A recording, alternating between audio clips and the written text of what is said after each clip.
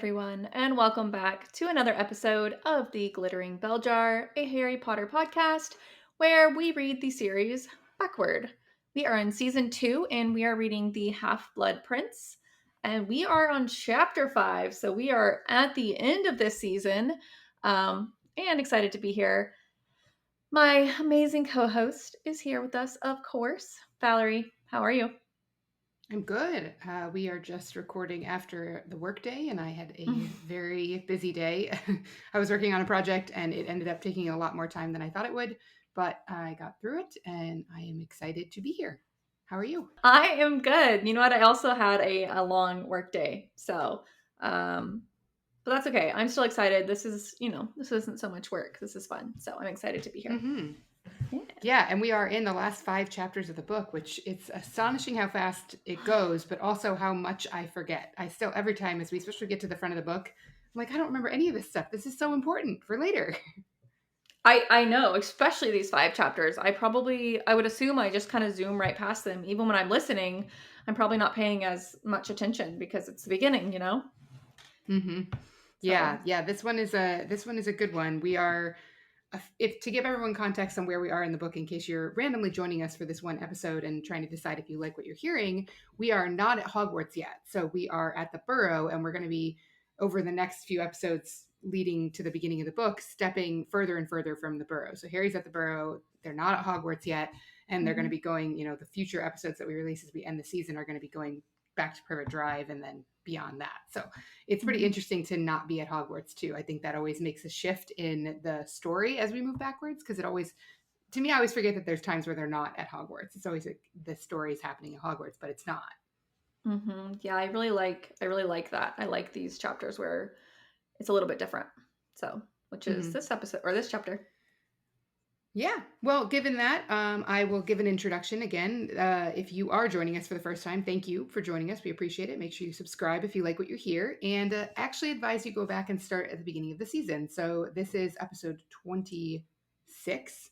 We have done. Will do 30. There are 30 chapters. So you have 25 other episodes in this season to listen to, but they're only between 15 and 25 minutes long.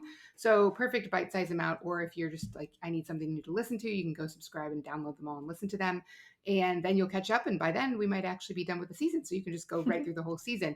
But if you don't start at the beginning of the season, you just might be a little confused. That's the only reason we advise that at the beginning of every episode. And then what happens in the episode is that Brie gives us a synopsis of the chapter. I will read the last sentence of the chapter, which is where we start when we're reading, since we're reading backward, and then we will discuss. So if you're ready, Brie, we can get started. Sure, let's do it. Chapter 5, An Excess of Phlegm. Dumbledore drops Harry at the Burrow after successfully convincing Slughorn to become a professor at Hogwarts. They arrive to find Molly and an ill-looking Tonks deep in conversation. Both Dumbledore and Tonks leave while Molly cooks Harry some food, some onion soup. Molly informs Harry that Arthur has been promoted at work and is beyond pleased, despite Arthur missing studying muggles. The next day, Harry is awoken by Ron and Hermione. Then Jenny arrives to complain about Fleur, who is driving everyone insane. Just as Fleur herself arrives carrying Harry's breakfast, with Mrs. Weasley trailing behind her. After they leave, Harry lets Hermione and Ron know that the Daily Prophet is right, and he must be the one to kill Voldemort. The same morning, the Big Three's O.W.L results arrive with all great news, except Harry getting only and exceeds expectations in potions. Yep. And the last sentence of this chapter is, wouldn't Harry be living up to the prophecy and giving himself the best chance of survival if he joined those highly trained wizards whose job it was to find and kill Voldemort? So there was literally no way for me to make context on this last sentence. This is a very long thought that Harry is having. Mhm. Basically, because he only got an E on his O.W.L in potions, he can't continue potions, and he needs to Right. continue potions to become an Auror. But there was no way for me to read that context in, so I had to Okay. say it afterward. Fair enough. Yeah. Yeah. So where should we start in this chapter? um, I think it's interesting that it's only July and Tonks is already so sad. And I think I'm realizing now that it doesn't have to do with just her being lovesick. I thought that that's why she was so sad, but the way I'm reading it now is that Tonks originally was sad because she blamed herself for Sirius's death. Then Molly mentions that, or Molly and Arthur mentioned that Lupin is the one who is comforting Tonks. So then what I think happens is Tonks is sad, Lupin comforts her, they fall in love, and then she's continually sad because she can't be with Lupin. Interesting. I don't remember them saying Lupin was comforting her, but I might have just missed it. Yeah, there was something, I believe maybe Arthur said it. And he's like, oh, he's doing a really great job of comforting her or something like that. And they also mentioned that is why she can't she can't do her metamorphosing because she is so distraught. Her magic is not working. Right, you were right. So that was when I was like, you were like, I bet it's because of this, and you were correct. It was, in fact, she just couldn't do it. So it was Hermione. It's survivor's guilt. Oh, sorry. Page 95. Oh, well, I don't know that Hermione's right about that. But it says, it's survivor's guilt, said Hermione. I know Lupin's tried to talk her round, but she's still really down. She's actually having trouble with her metamorphosing. So it still could be a rumor, but in my head, that just means if Lupin at that point is talking to her instead of the other way around, where she's trying to comfort him, it makes you think that is probably when they fell in love. Maybe. Yeah, Anyways. I think it's hard to know. I'd need to reread the end of Order of the Phoenix and see if there's any mention of her in the battle at the Ministry, if there's any mention of her being down or not. Because this is a very short amount of time. This morning is 2 weeks after Sirius has died, which seems like a very short amount of time to fall in love with someone. That's where I'm thinking it started before that. So how much time do we have between now and Hogwarts, though, or going to Hogwarts? Because that's what I'm saying is I think I've been mistaking her being ill for being lovesick whenever I think maybe that wasn't until later this year. Yeah, so she is, the timeline is that this is the middle of July, basically, and then they go back to school on September 1st. So there's 6 more weeks until they go back to school. Yeah. That's why I'm saying I want to read Order of the Phoenix, because if she's like that in Order of the Phoenix, then it started before then. This seems like too compressed of a timeline to explain what she's down about. And her Patronus has changed by September. True. Okay. All right. So, fair. I don't know. I don't think it has to do with Sirius. I mean, I'm sure she feels upset about it, but I think she probably feels upset about it like everybody does. I would think Lupin would be more upset than she would be, because they were actually close. Right. Well, it's because she blames herself, though, for his death. It's not just about him dying. It's that she literally thinks it's her fault he died. Oh, that doesn't even make sense to me. Because she got attacked. It's not like she just like walked away. She got attacked and was unable to fight. I know. It's called survivor's guilt, according to Hermione. I don't agree.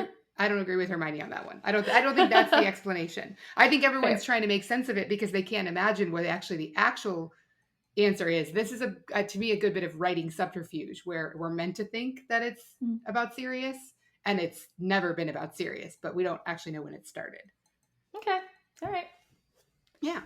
Interesting. Yeah, I did not catch that line from Hermione, probably because I didn't agree with it. I was just like, nope, that's not right. I know that's not right. Yeah. Let's see. What do I have? I have a lot of notes, but I don't think we're going to cover most of them. Let's hear them.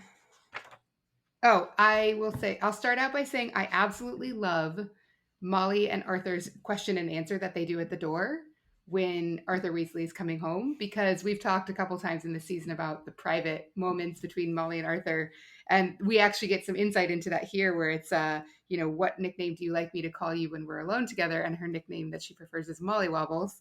And then I love that Arthur's is, what is your dearest ambition?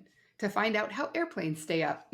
Yeah. Good one. That's a good one. A lot of people don't know how that works, so I can appreciate that Arthur might find that especially fascinating. Yeah, I like that too.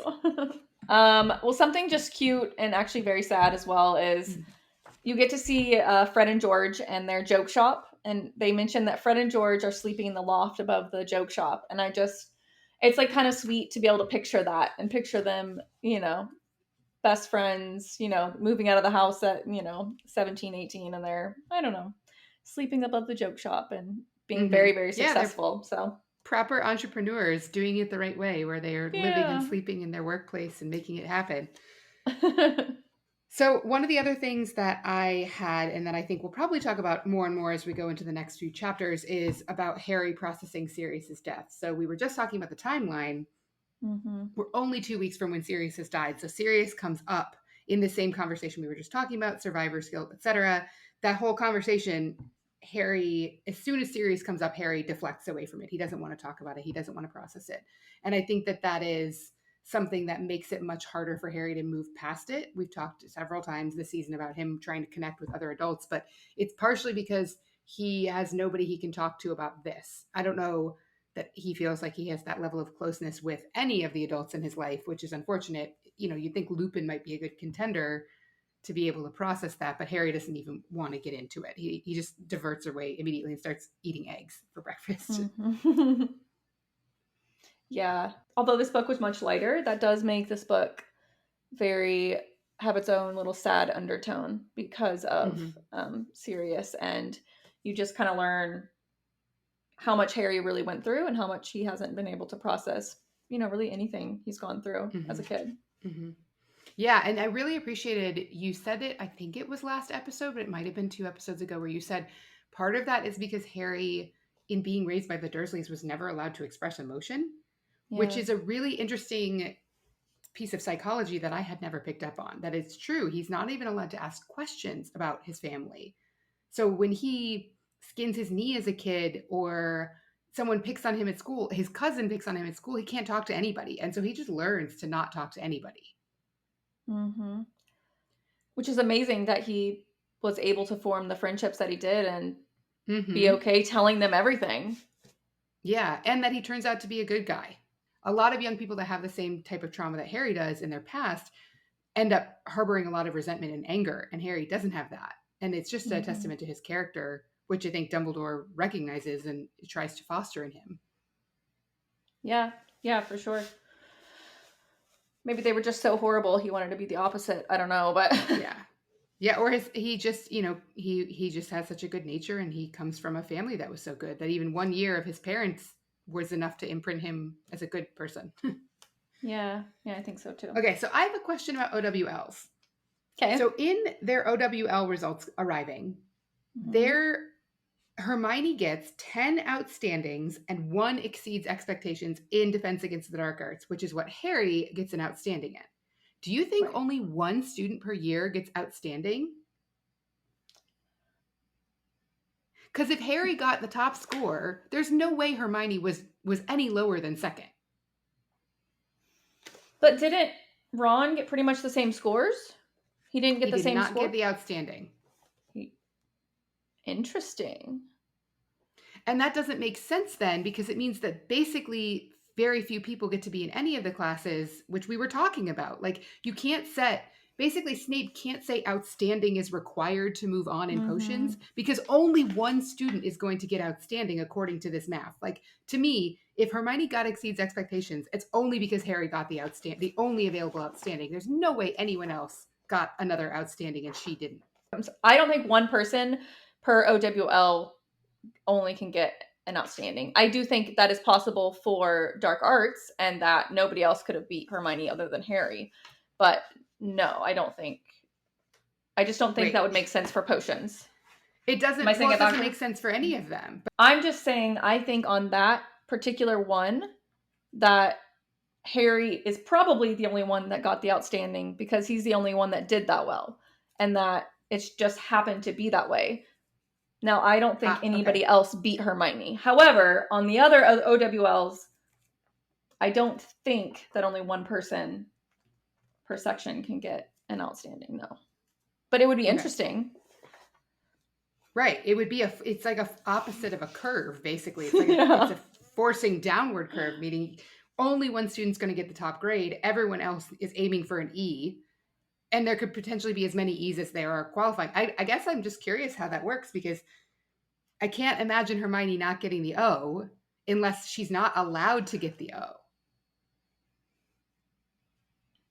Maybe. And maybe it was just J.K. Rowling's way of showing us that even Hermione isn't perfect.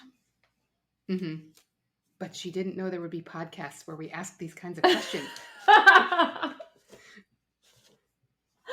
I mean, yeah, she didn't, because these books came out before podcasting was as big as it is. That's fair. It does seem weird that even Hermione, like, you just would expect her to get, straight our version of A pluses, right? Right.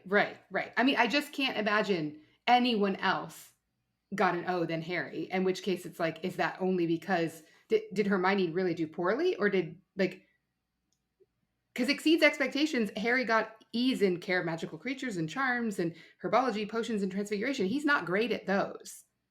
So Right. he was not great, and he got an E. I don't know. It's a weird system. I just thought about it, and I was like, how did she not get an O? How is it only because there's only one O to give out? That was my thought. So I don't think that he's not great at those things. I think he's good at those things, which would be a B or an A by our standards. However, he is. But that would mean Hermione's only good at defense against the dark arts. Yeah. It doesn't make any sense. It doesn't make any sense. You just don't want to believe. Is if she's no, the only way it happens is if she's not allowed to get the O. That's the only, like, I just can't. There's no way. I mean, she's way better at defensive magic in Deathly Hallows than Ron, who presumably also got an E in defense against the dark arts. True. Anyway, I thought about that a lot. I was deeply concerned about it because it did not make sense why she had the only possible outcome I could think of was that there was only one O available. So she got if that's the case, she got all the other O's. There were no other O's available in any of the other subjects. That's a rigged system, though. That is a horrible system. So I hope that's not true. Actually, only it one doesn't person? Even make sense. It can't be the case because, hang on a second, in the chapter where they get back to Hogwarts, so this is going to be what undoes my thing. Doesn't Neville get the O in herbology? Yeah, I think you're right. Right? So Neville gets the O in herbology, which means Hermione couldn't have gotten the O, which means there has to be more than one O per subject, which means Hermione just got and exceeds expectations, which doesn't make sense. I mean, she took like 11 O.W.Ls. She's bound to like mess up on one of them. Yeah, arithmancy. She already had copped up to that one. Anyway, that was the not plot related, deeply concerning issue that I discovered in this chapter. You really thought about that one. It really bothered you. Yes, because it just doesn't make it. It's like a discontinuity, like we were talking about last time with Regulus and the urban legend of how Regulus Black died. Like, if it doesn't make sense, that's where I'm gonna get stuck. When it makes sense, I'm like, great, this makes sense. Keep going. Yeah. All right. Do you have anything else you want to cover? Nope, that was it. Okay. You? Well, I have one last thing I want to cover just for fun. Okay. I would like to know which subject you think you would get an O in. Oh, okay.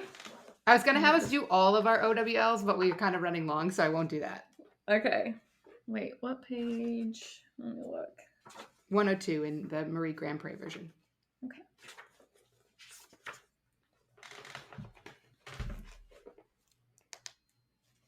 This is a very important question. It is, I know. Oh, man. Not astronomy.